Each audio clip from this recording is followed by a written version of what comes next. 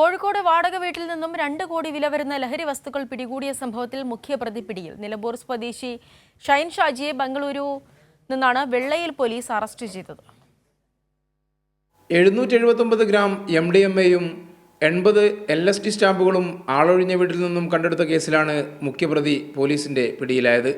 കോഴിക്കോട് വെള്ളയിൽ police നടത്തിയ അന്വേഷണത്തിൽ നിലമ്പൂർ സ്വദേശി ഷൈൻ ഷാജിയെ ബംഗളൂരിൽ നിന്നാണ് അറസ്റ്റ് ചെയ്തത്. കോഴിക്കോട് നഗരം കേന്ദ്രീകരിച്ച് ലഹരി കച്ചവടം നടത്തുന്ന സംഘത്തിലെ മുഖ്യ കണ്ണിയാണ് ഷൈനെന്ന് പോലീസ് പറഞ്ഞു. കേസിൽ 2 പ്രതികളാണുള്ളതെന്നും പോലീസ് അറിയിച്ചു.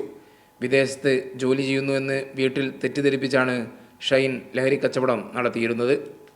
മെയ് 19-നായിരുന്നു കേസിനാസ്പദമായ സംഭവം. പുതിയങ്ങാടിയിലെ വാടക വീട് കേന്ദ്രീകരിച്ച് ലഹരി കച്ചവടം നടക്കുന്നുണ്ടെന്ന വിവരത്തിൻ്റെ അടിസ്ഥാനത്തിൽ വെള്ളയിൽ പോലീസും ഡാൻസ് ഓഫ് നടത്തിയ പരിശോധനയിൽ മാരക മയക്കുമരുന്നുകൾ പിടികൂടിയിരുന്നു.